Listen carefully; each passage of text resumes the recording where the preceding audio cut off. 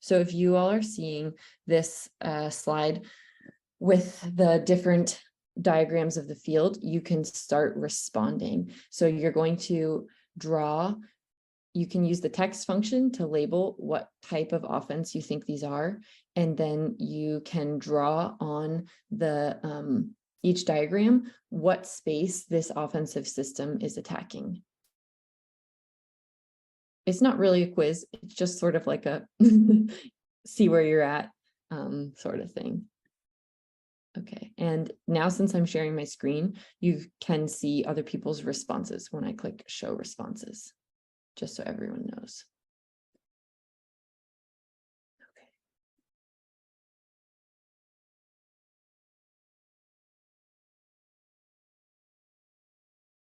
Oh, this is cool. This is some good language, because I in the US, we call one of these a vertical stack, but I think in Europe, you maybe call it a 2-5. So I think that's good. Nice. I like seeing the markers coming out to draw the space that each offense is attacking.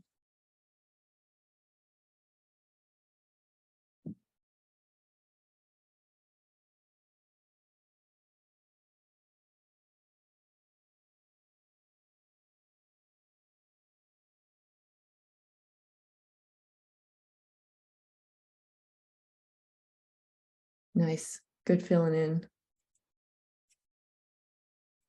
So if you're done, you feel free to watch my screen and see what other people are putting in.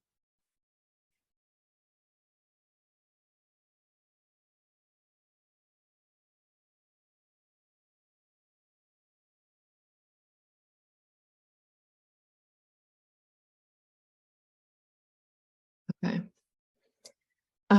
We got 13 of 15 responses. So I'm going to bump to the next slide, and you can see this is what I drew out. So we call this in the US a vertical offense. The one on the left, the one in the middle, we call a side stack.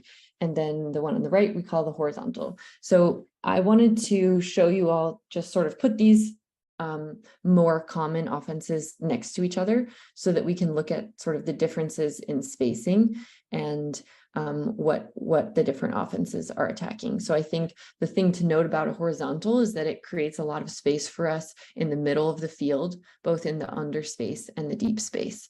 And that will be sort of helpful to put in context for the next piece. So this is also an answer question. Why and when might we want to use a horizontal stack? So any thoughts you have about why horizontal stack?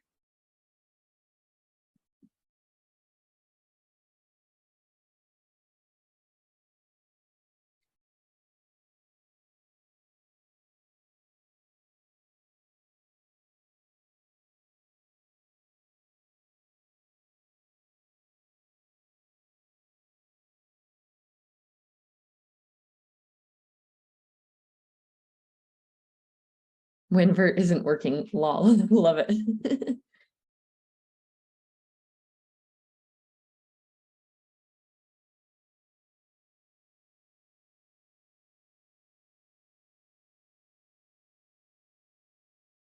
Great space in the middle.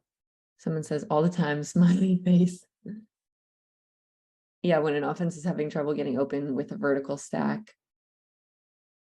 When a defense is poachy. Long throws don't need to be too long. I like that one. Yeah, a lot of wind, zone, flow offense.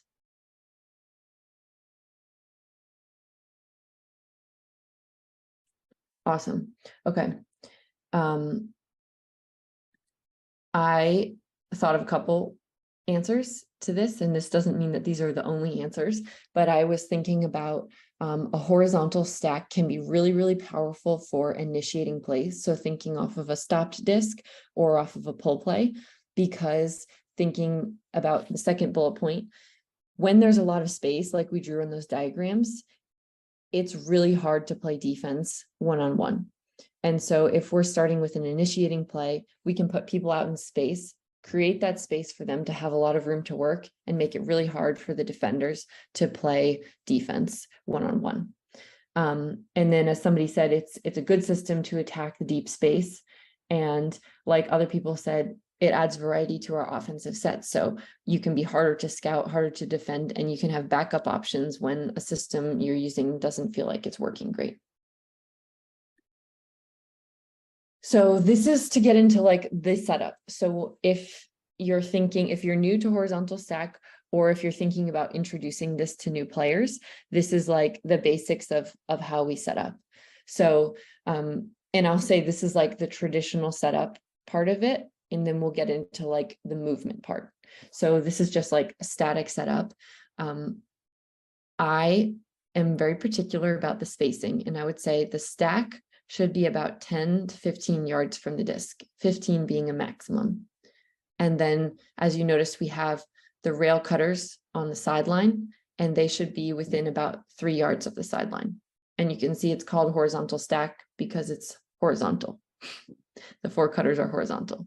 And then basic reset setup is that they're going to start behind the disc. And that's because we want to be able to attack all of the space. So we want to try and keep these defenders out of the space. That's the basics of the setup.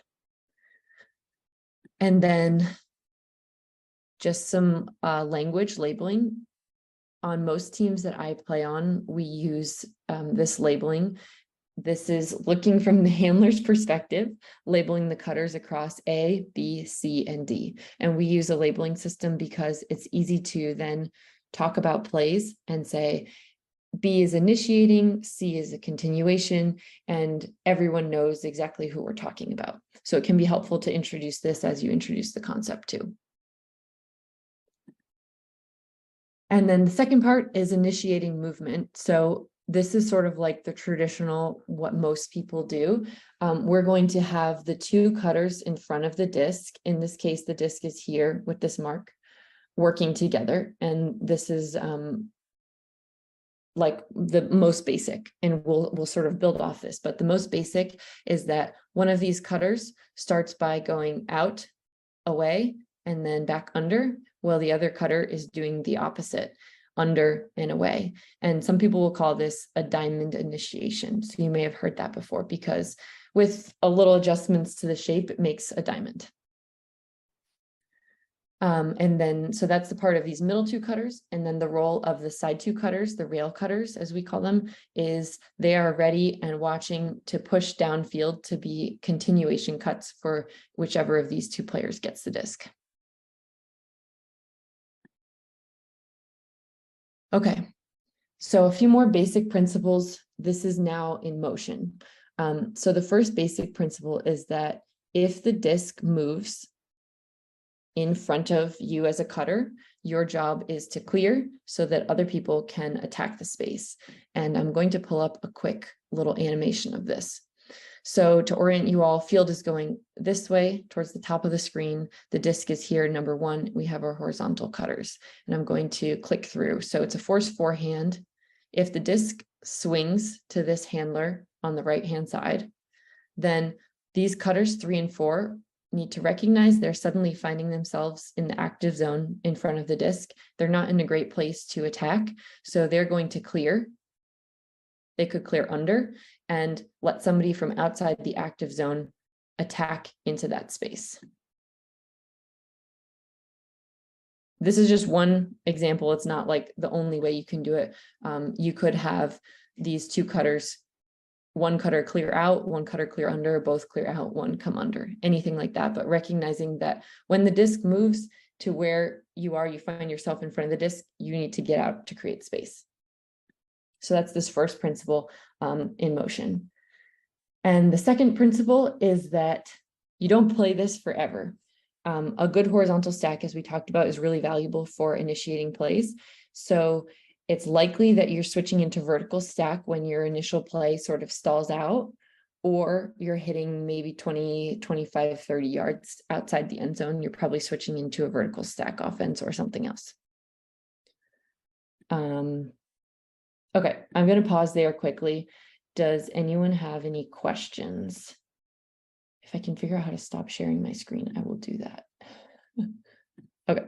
Anyone have any questions right now in the chat, or you can unmute or raise your hand?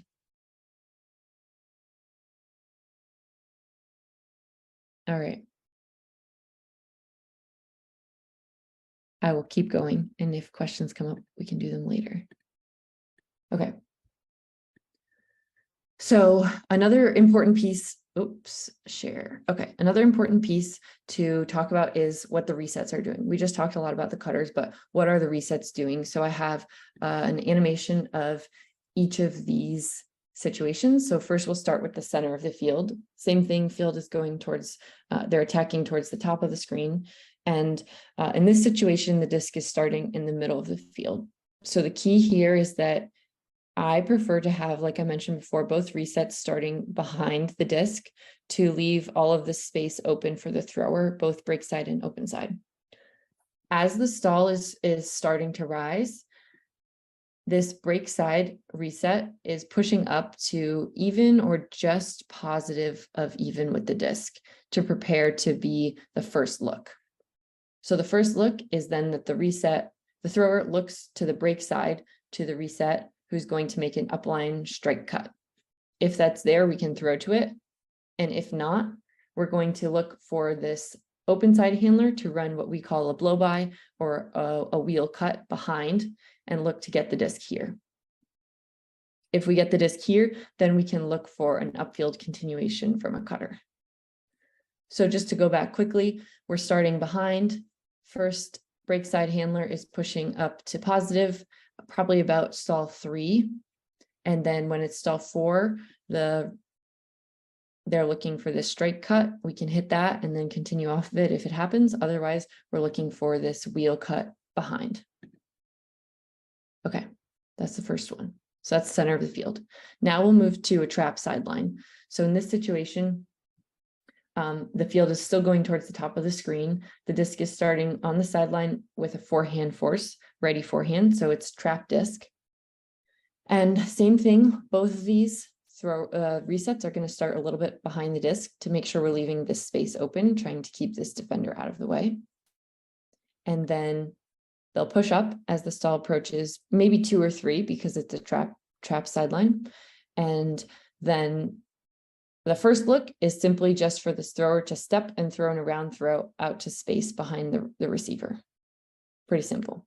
So that's option 1. Option 2, if this throw behind gets pump faked, this person is going to make an upline cut, which is option 2, and we can throw to that. If you noticed in this move, number 3 is reading what's happening here, and when this cutter starts to go upline, the second handler is pushing in to be ready to be the bailout reset. If they stay far on this side of the field, it's a really, really hard throw, and they aren't going to be a great second option. So they're pushing in, almost taking the spot that 1 was, and ready to make it the third option. And this third option, basically, they have some freedom to read both what their defender's doing and what's happening in the space. So in this diagram, I chose to put them cutting backfield for an around throw. But if they feel like they have their defender beat, they could also continue and follow upline. They have a little more freedom to read the situation. So we got 3 options here. First is just an immediate around. Second is an upline. And third is hitting the second reset. And now we'll go to what I call either a force middle or a force big side. I'm not sure. I know there's a lot of different language for this. So disc is starting on this sideline again, still going towards the top of the screen. And this time it's a righty backhand force. So forcing back to the middle of the field. And in this situation, we're going to have the first reset set up what we call 45 back. So like approximately 45 degrees from this thrower. And the first look is to hit this cutter running almost like a wheel cut behind. If that throw goes off, instead of leaving the disc here with somebody just in front and having lost yards, we're going to, this is sort of like a 1-2 play. We're going to run a give and go and hit the person who threw it back, going back towards the open side. If that throw doesn't go off, we'll go back. So if the throw doesn't go off as this person cuts here, their defender likely is overcommitting a little bit. They can step back and then we can run the same thing.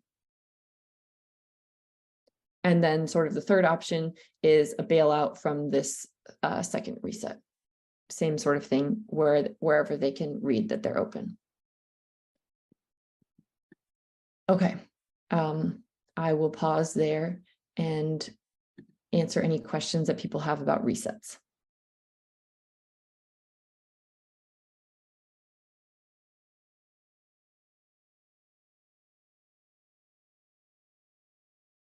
Okay, we will keep going.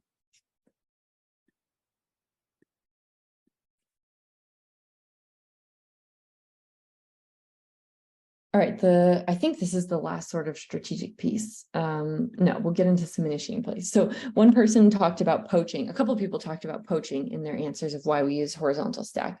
So I want to add a little strategic piece of like what happens when a defense tries to poach on a horizontal stack and give you one clear play that you can use to try and punish that. So we've got another animation, same sort of thing, field going this way to orient you. We have a disc in the middle here. And this defender, number one, is looking to poach and get in the way of this space. So sometimes they may be set up here, sometimes they may be set up way out here, but they're really like getting in the way of your offense. So what we're going to do is run what my team has called a dolphin, or basically just a strike clear. So watch this reset here. They're going to just make an upline cut, and we either hit them and then flow from there, but more likely they pull this defender and this mark a little bit so that we can punish that poach and hit this rail cutter coming in, and then pull this defender out of the way to set up a continue. And then you can flow from there. So I'll just rewind, clear up line to hit the break side rail cutter. All right, we're going to, and you all will have access to all these slides after, so you can go back and look at these animations again. But as we talked about, horizontal stack can be really powerful for initiating plays. So I just want to talk through some of them. One that we talked about previously was that diamond first play that I showed, the sort of traditional horizontal offense. And the great thing about having 4 cutters is that you can run the diamond with any 2 pairs next to each other. So that gives you 3 different pairs to run a diamond with.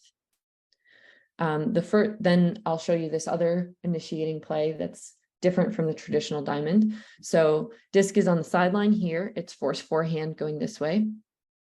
And we're going to have 3 and 4 clear under, and then 2 is activating either for a deep look or for an under, and then a continuation from 3 or 4, either away or under.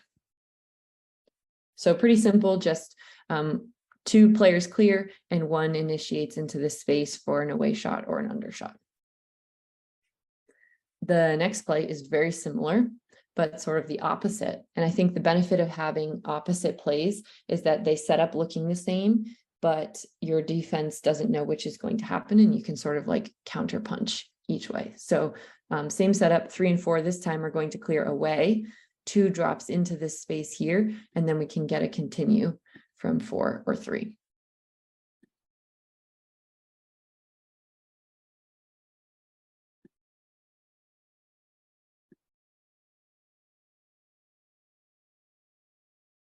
Okay.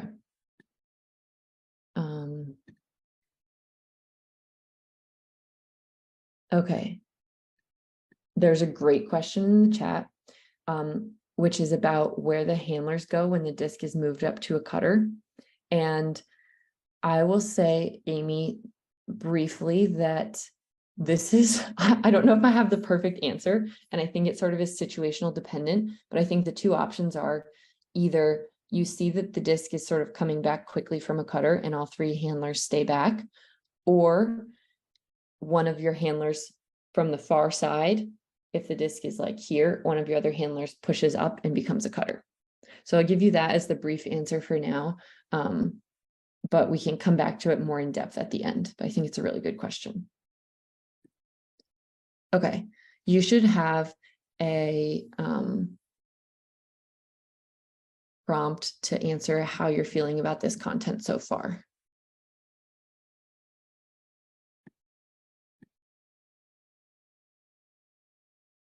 Okay, is there any recommendation about who starts the movement, handlers or cutters? Can you expand on that a little bit? Are you talking about like who, if we're starting from a stop disc, who initiates? Yes. In one of those specific plays in that upline clear one, or in any regular set? Yeah, sorry, I will turn off my microphone. I'm sorry about my English. Yeah, I'm concerned about who starts the movement on the horizontal stack. Yeah, how to recognize if should be handlers or cutters, or is something that you think that in advance? Yeah, good question. I would say to start, it's cutters for the first 4 seconds of the stall count, and then handlers can do what they need to do. So I would say that pretty much for all of these plays and all of this offense is cutters are initiating and handlers are throwing to them when they're open. The only exception might be that example that I gave with the clearing upline, the strike upline to hit that rail cutter, because that may need to happen. That handler is initiating the play before the cutter is. So that's sort of the exception. Okay, thank you. Good question. Okay, let's see some responses about how people are feeling so far. We have 9 people that learned something new. You can't check multiple boxes, so I guess you could be confused and learn something new, but you all picked learn something new. Okay, we got 11 of 17. Okay, somebody's a little confused. That makes a lot of sense because I just threw a lot of stuff at you. We're missing 4 responses, so if you haven't responded yet, go for it.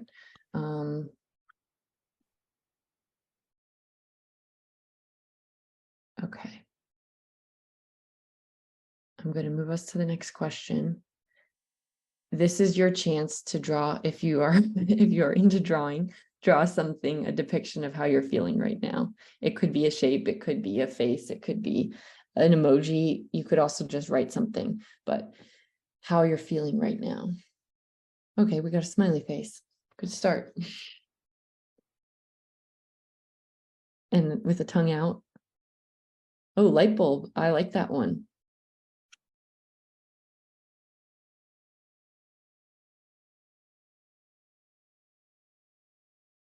Oh, somebody's drawing a horizontal stack, I think. A question mark. Okay, with a little squiggly mouth. Maybe sort of like surprised emoji face.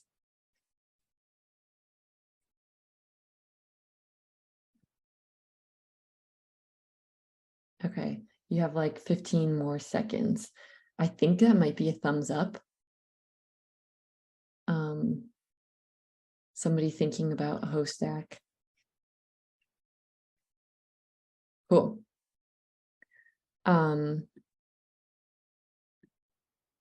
We're going to take a quick break, and I guess before the break, let's do more questions. So I'll pause my screen share for a second. What other questions do people have? And it could be just like, hey, can you go through this slide again or show me this animation again? It doesn't have to be a question, or just like, this part was confusing and I can go back through. Because the next part, we're going to jump into like how you teach this. So if you have any questions about the system of horizontal stack, this is a good time.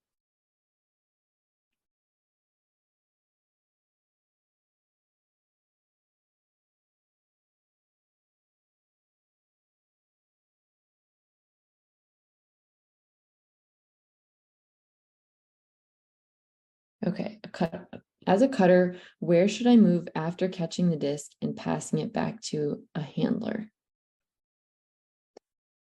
Really good question. I'm going to, let's see, pull up one of these and let's just draw it out. So let me share my screen again. Okay, so the question is where to move after you catch the disc. So let's say we do sort of like this clear, this out and under, and you catch the disc here, and then this person is pushing, this person is pushing, but you can't hit either of these people. And we end up throwing, okay, so the disc is here, and then we end up throwing to a reset somehow. Where should you clear? And I think in this situation, you're probably going to want to get to the sideline, which might look like pushing to the rail and then jogging up to the rail. But sometimes it may look like you're throwing to this reset here, and then you want to get out the opposite side. So I think, to not give you a clear answer, it's situational, but I think the way to think about it is like, how can you get out of the active space in front of the disc? And that probably looks like picking one of the two sides and going towards the rail. I am curious, from people saying that they learned something new, if you feel comfortable sharing, could you just write it in the chat here? If there was something new that you learned. It could even be like, oh, that you label it A, B, C, D so that you can communicate it easily.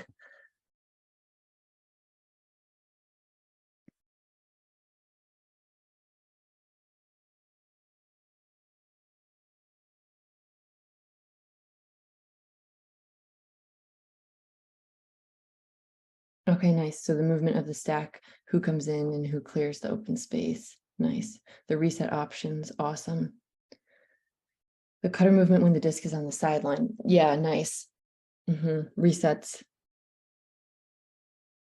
Okay, so like the sort of give and go of the reset pass from the handler to the second handler. The diamond, the new diamond ways of movement. Oh, the options when poaching, nice. The resets, awesome. Cool. And like I said, we'll send this out and you should be able to access all of those animation links. So if those are helpful to you or to sharing with your team, those will be available. Okay, cool. So let's jump back into our presentation. If you dropped out of the link, you can join again. But we're going to move into the second part of how to teach horizontal stack. So when you think about all that I sort of just threw at you, or that you know about horizontal stack, what do you think are the skills or the pieces of knowledge that athletes need to be able to run horizontal stack? So if you break apart like this whole offensive system, what are the pieces of knowledge or the skills that players need? And I will start sharing my screen again. Okay.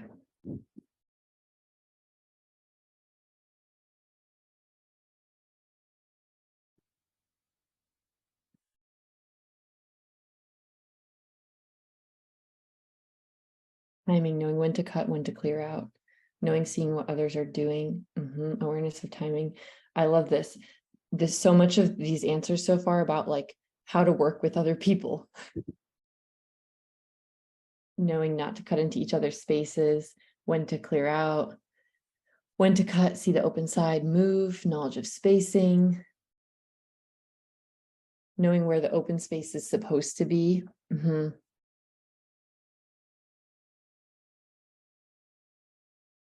Yeah, moving in response to a teammate.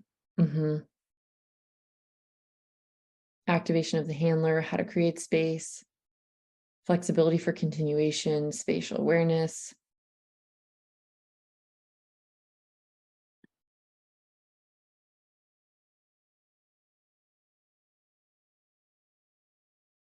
Okay, Amy, sorry that you can't join and interact, but hopefully because I'm sharing my screen, you can still see what other people are saying. Knowing direction of cuts according to the force. Yeah, to time cuts off of handler movements. Awesome. Okay, so as we see that there are a lot of pieces to this. And so if we just try and like basically talk through everything I just talked through with you all and then be like, okay, let's go do it, it's probably not going to work because there are a lot of different skills that athletes need. So I have broken this down into what I think of as like scaffolding, which is like how to build up to running a whole horizontal stack. So you can see the last step is like, we're running a full field scrimmage of horizontal stack. And this is how I think about how to get there. So if I were to introduce this to a team, I would start with basically like a basic introduction of what horizontal stack offense is. So that's where we're going to start, and then we'll go through each of these pieces. So the first piece that I want to get to is key points that I would share with my athletes, and then I'll show you a visual piece that may help some athletes. But the key piece, our goal is to create situations where our offenders are taking on defenders one-on-one in big spaces. That's sort of the goal of this offense. Going back to those diagrams we talked about in the beginning, we want to set up for like one-on-one matchups in big spaces.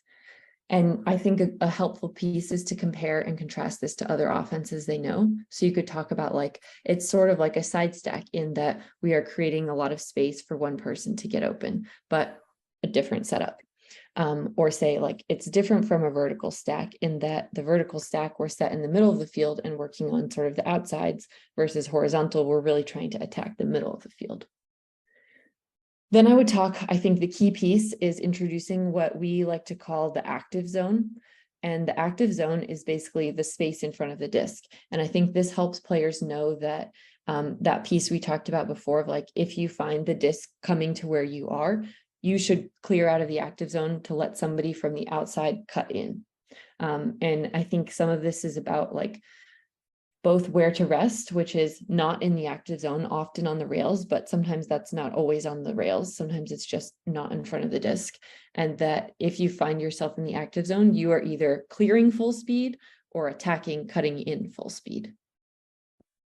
And then the last piece is, especially early on, communication with your teammates, like you all mentioned, is more valuable than being secretive to the defense. So you could say, I'm cutting first, you cut off of me.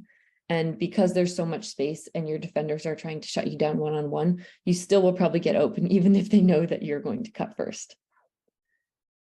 Okay, so these are the key points that I would share with my athletes. Then I would probably draw out the diagram, and I would include this sort of visual demo. So if you can see me, the way that I think about, hold on, I think I need to turn my background off for a second so that you can see this. Okay. Wait a second. Okay, so I am using this notebook to represent the playing field. And I think this can be sometimes teaching things more than just like X's and O's on a whiteboard or moving cones on a field. Having different ways to teach things is really helpful for athletes. So this may not land for you, and it may not land for some of your athletes, but it can be helpful. So one way that people teach horizontal stack is thinking about the field as like something that can move in all directions. And you're playing on the field, but the key thing is that the weight of the Frisbee is more than anything else. So this will represent the Frisbee. And wherever the Frisbee is, the field is like tipping in that way because the Frisbee is so heavy. So you need to balance out the field as players. So if the disc moves in front of you, the field is starting to tip, you need to clear to balance out the field. And so this helps us think about like, if we find the Frisbee here on the sideline, we're not going to have all of our players in this half of the field because the field is then too heavy.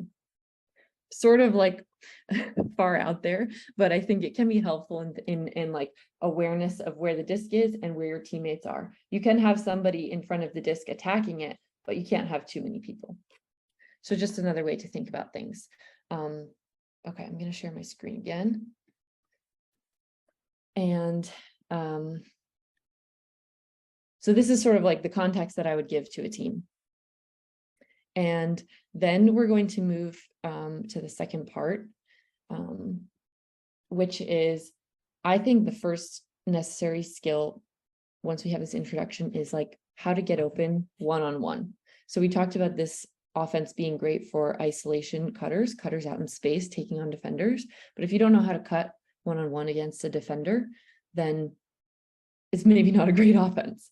So this is the first skill that I would break down. And I have a drill that I use to teach this.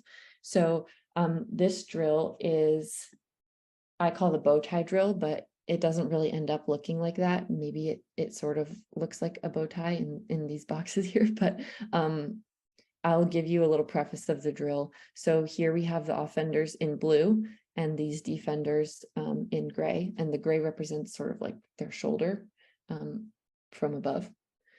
So 2 lines here, one offender and one defender step out, and then we have a box that is the under target.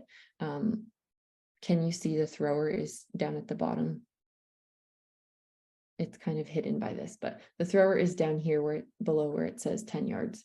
And we have an under box and an away box. And basically this offensive player is trying to catch the disc either in the under box or in the away box. So this sort of symbolizes like the space in front of the disc, that active zone, trying to get open one-on-one. Some keys to this drill. So you could see like the offender might push in a little bit, make an outcut, cut under, and get thrown to in this box. Some notes to this drill. I have the defenders, encourage the defenders to mix up how they're setting up on defense. So they may be forcing their player under, they may force their player out. They could start really far out in space. They could start really tight. For like how this drill works, I have people rotate in pairs and mix up their partners. And then the sort of guideline is that cutters get a max of like 2 changes of direction or a 5-second stall, so that they're not out here dancing, making a ton of cuts in space.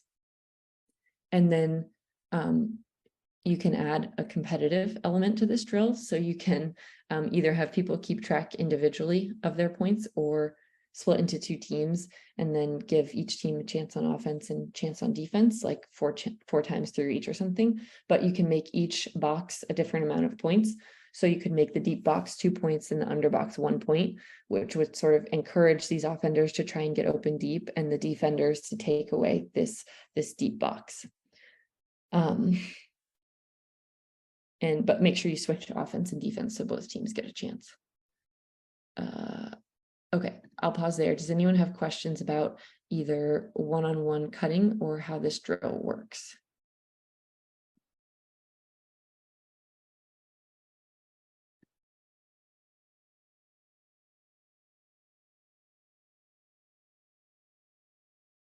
All right, I will answer Maud's question in the meantime. So if you're typing a question, keep typing. But once we initiate the point with a host stack and start to gain the field, how do we find it difficult for cutters to find the most relevant positioning?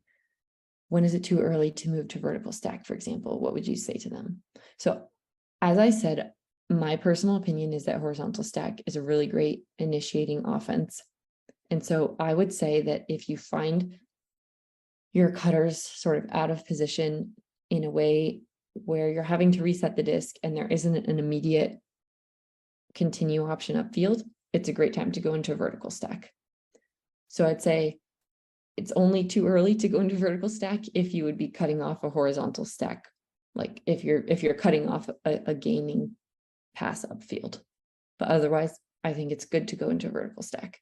Like somebody said earlier, like I think some of the pieces around where you go after you reset and those sorts of things like it can get very chaotic. And so it sometimes is useful just to go into vertical stack. Okay. If you have questions, just put them in the chat, but we're going to move on to the next section.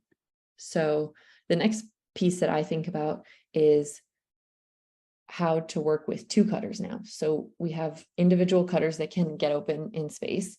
But what do we do when we have 2 people out there trying to work together? So in this, I basically have teams set up with just those initial 2 cutters out in space with their defenders and with a thrower with the disc and a mark. And basically we're going to work on running that initial diamond motion, but in like a realistic scenario. And so basically Same sort of rules before. Cutters get 2 changes of direction max, a 4 to 5 second stall. And their goal is to hit one cutter and then get a continuation cut from the second cutter. And that's like the guidelines. And you could start with like the pretty prescriptive, one person clears, one person goes out and under, but you can also give them space to work together and sort of have some freedom to work through things and figure out how to cut off of each other. But I would end each rep of this drill by just either it reaches a stall 5 or 6, or they've hit one pass and then a continuation pass. Any questions about this drill?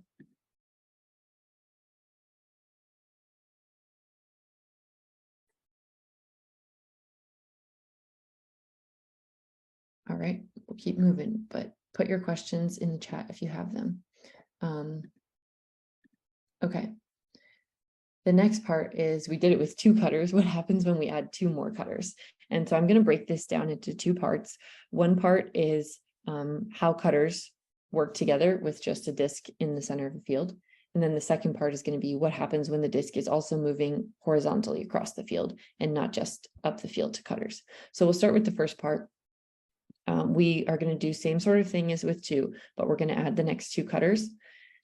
And the idea is that they're working together to get a pass from this first thrower and then hit a continuation and then a continuation from either side rail cutter. So basically it's initial pass, first continuation, second continuation, and then I would end the rep if they get there.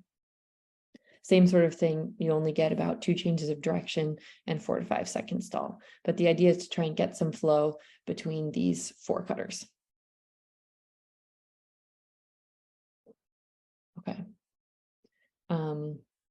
The next piece is what happens when the disc is moving across the field. I think things get a little more complicated here, and this is when that active zone changes and cutters have to start to clear. So to break this down, we're not going to do in this drill, I wouldn't do any upfield passes. So the disc is only going to move between the handlers, and this is just for cutters to practice figuring out where they are when they're in the active zone, when to clear, and when to cut into the active zone. So basically the handlers are going to move the disc and they can move it 1 pass, or if it's here, 1, 2 passes at a time, but then they're going to hold the disc for about 4 stalls, give the cutters a chance to figure out where they are clear, and then swing the disc back. So basically the cutter's job is to keep their head up when the disc swings in front of them, figure out where to clear either under or deep, and then figure out who is attacking into that space. The disc will never be thrown to a cutter, and then it will get bumped back across. So I would probably do like bump it back across the field 2-3 times, and then that's it, because the cutters are probably going to be pretty tired from clearing, attacking, clearing, attacking. It can be a lot of running for the cutters. Any questions about either of these last 2 that I talked about?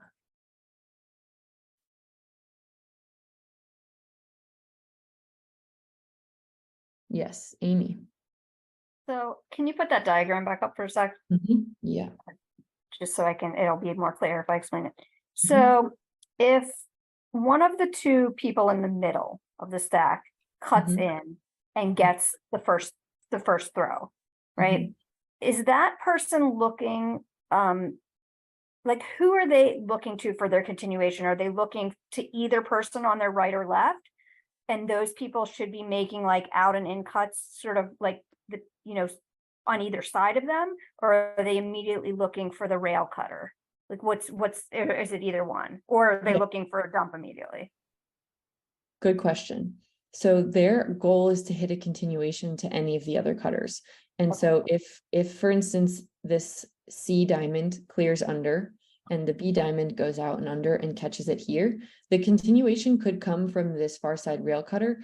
It could come from this person who just cleared and is attacking. And this is sort of, or it could even come from this side, but this is sort of where that like communication and like on the fly reading space and reading other people's matchups is important. But I would say that these 2 have the default space until one of them says, I'm out and you're in. So if this person clears here and decides they don't want to be the continuation, they, as they're running to the sideline, could say to A, you're in, you're active, and then push this person, activate this person, and then go pause on the rail. So it's both communication, reading what other people have, and sort of recognizing when you can take a space, because you're not going to get in the way of anyone else. So that's sort of where like this deep cut could come if nobody else is cutting deep from the middle. Can I ask a follow-up too yes. to that? Mhm. So this goes back to my question earlier about where the handlers go. So let's say the middle handler, pushes it up to either the B or the C cutter. Mhm. And I find what often happens is that initial middle handler kind of is out in a bad position to then make a dump cut. So like, what's the wisdom on that? Should that handler kind of clear and let one of the outside handlers fill to be the dump, or like where do they move then? Yeah. So I think if the cutter is catching the disc in the middle of the field enough, we want to try and set up with those two handlers, one on the open side and one on the break side. And so in that case, probably this handler would push up to about here, and this handler would push up to about here, and this handler might push into the rail and activate this cutter. Okay. Push up here and sort of hang out and decide if they're needed or if they are going to push downfield as a cutter. But it's sort of also a thing where like, if this cutter catches it and doesn't have a continuation and we're having to reset it, we also might just go into vertical stack. And so at that point, you may reset and this person is pushing up and then pushing in to set the stack or something. Gotcha. Okay, great. Thank you. That's a great explanation. Thank you. What other questions do people have? I can't see the chat so great when I'm sharing, so all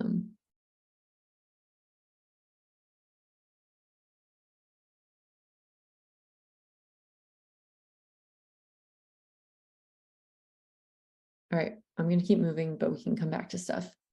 So the next part that I would teach then is the resets, to sort of start tying all this together and get ready for doing this full field. And this is sort of the stuff that we talked about before, 3 handlers. But basically, I would have athletes practice running, just set up 3 throwers and a mark and disc, and practice running that push-up field strike and then the wheel cut. And I would do it with both, make sure to do it with both forces. So they can probably be in groups of 4 and just run through everyone in each of these positions a handful of times until they feel confident. Yeah, I think that's we pretty much talked about all of these pieces.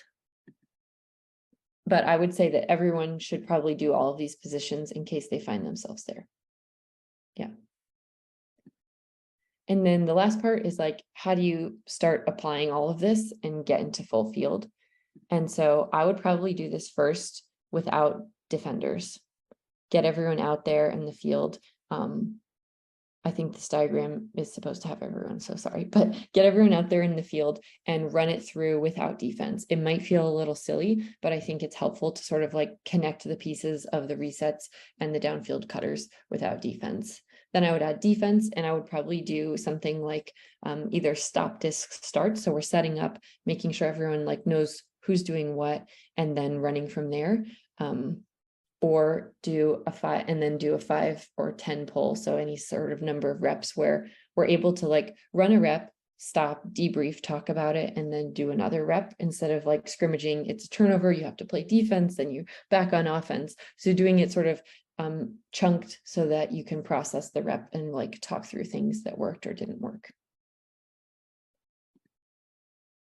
Okay, last piece here of me talking is just common issues that I have seen either playing or coaching horizontal stack, and things for you to watch for. And maybe for people who said like you've been running it and it hasn't been working great, some of these things you may relate to, or you may have other ones. But I think the number one common thing is the stack either starting too far away or drifting too deep. And as we talked about, this is a really important offense for initiating plays and like one-on-one challenging defenders one-on-one. So if the stack is already too deep, it means that the defenders recognize the deep space is really hard to throw to, and they can shift and take away the underspace. And then it's like hard to run the offense. So the key is starting max 15 yards from the disc, and then making sure in motion that your, especially rail cutters, aren't drifting beyond 15 yards and taking away the deep space with their defenders. Second common issue is cutters not getting all the way out to the rails when they clear, and sitting in spaces and pausing in spaces where other people are trying to attack and sort of clogging things up. Third common issue is players not clearing when they find themselves in an active zone. So this is similar, sort of getting in the way of other people, making it hard for someone to make an attacking cut into a space. And so if you can identify some of these issues, you can return to any of these basic pieces and then sort of hope that when you return to, say, for instance, clearing the active zone when the disc is swinging, then that will help you coming back to a scrimmage. You can also add some scrimmage adaptations, like if you're clearing, you must touch the sideline and like you have to high five somebody on the sideline. Or you can whistle or pause and say, hey, check where your stack is, and like pace out how far it is, and let people reset and bring the stack in, those sorts of things. Does anyone have any other sort of like common issues or challenges that they have recognized happen with horizontal stack?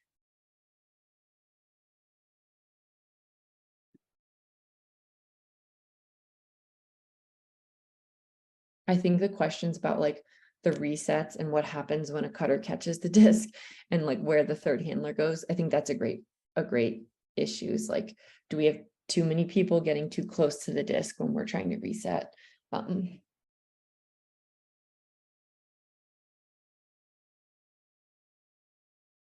Okay, well, if you think of stuff, we can talk about it, but I'm curious, what's something that you might take from today to use with your team, or something that you learned?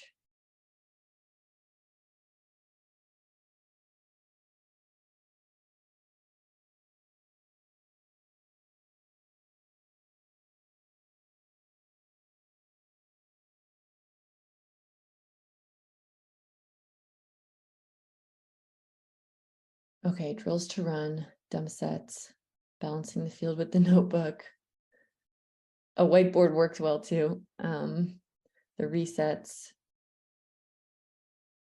steps to getting to full field, the handler clear to punish the poaches, the active zone and clearing, resets, nice new ways for the rails to cut, new drills, active zone, love the notebook.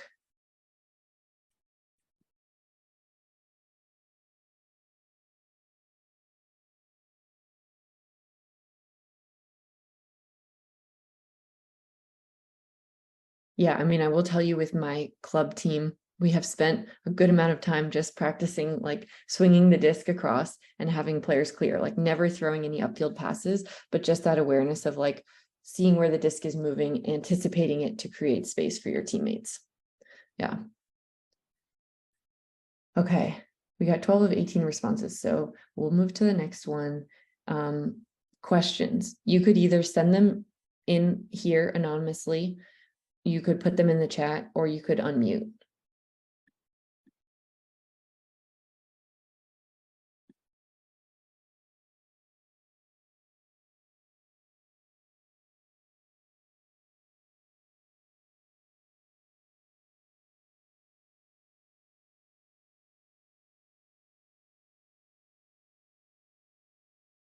How much time do you think is needed to introduce host stack? Ooh, yeah, that's a good question. I mean, I think if you're introducing it from nothing, probably multiple practices, sort of building up the elements. I think, Yeah, I would probably do the 1-on-1 cutting and the 2-on-2v2 cutting in one practice. And then I would probably add the next ones working with 4 people in the next practice chunk, and then get to like scrimmaging in a future practice. If your practice is like about 2 hours long, that's probably how I would break it down. And I think it can also be helpful to send out some clips of people running horizontal stack so that athletes can just sort of see what it looks like. Okay. Initiating from the middle diamond or from the side diamonds, which do you prefer? That's a good question. I don't know. I think probably prefer the middle as to the side because there's a lot more space to work with. But I think with good throwers, the side can also be really, really useful too. Preferences for where cutters should cut from, like from the standard diamond cut, from break side to open. Is it a bad idea to cut from open to break side? Oh, I love this question because you're right that in all of my diagrams, I pretty much showed the diamond, the person starting in the open space clearing, and then the person starting on the break side coming under. And that's sort of like, because that's the basic principle of if you find yourself directly in front of the disc, you want to clear it, let somebody else attack. And also it's no hard and fast rule. I think it's great to mix it up. You could find yourself in the open space and push deep and let somebody drop in from the other side. So I love this question because you can get creative. I think introducing it to new players, it helps to have a little bit more sort of guidance, but I think it's great to mix it up too.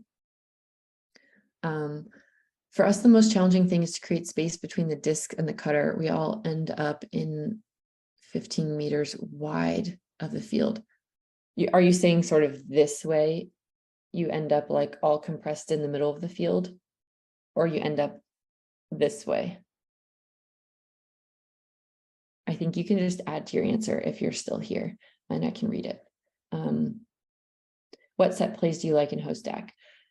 So I showed you a couple of them. I really like those ones where we're having 2 players clear either under or deep and then somebody dropping in. And you can do that sort of in any of these situations. And that's another great way to punish the poaches, because usually the rail cutters are the defenders that are poaching.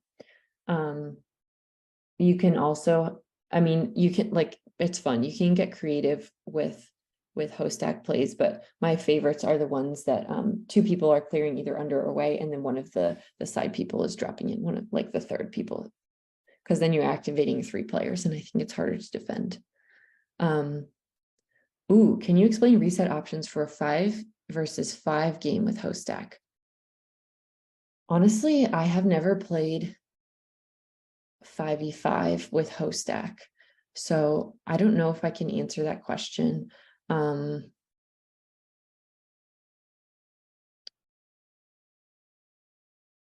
But I would probably pick one of the 2. I would probably often set up in that first reset position of the different reset options I showed you. I'd probably have the one handler set up in that first reset position, and then have a cutter be ready to fill as a sort of second bailout reset. But that's something that unfortunately I don't know that much about. I don't play a lot of 5v5. Yeah. Okay. Someone had a longer question coming. I found that players often think of host stack as a replacement for vert, meaning using one or the other exclusively for the full point. Is there a good way to explain it so that players understand it's just a good way to start, but then it should be called off? Yeah, good question. And I think this is sort of my preference and the preference of all of the teams that I've played on. So it's not like to say you can't play host stack the whole field, but I think like a lot of people have observed, it's like it can be hard to maintain.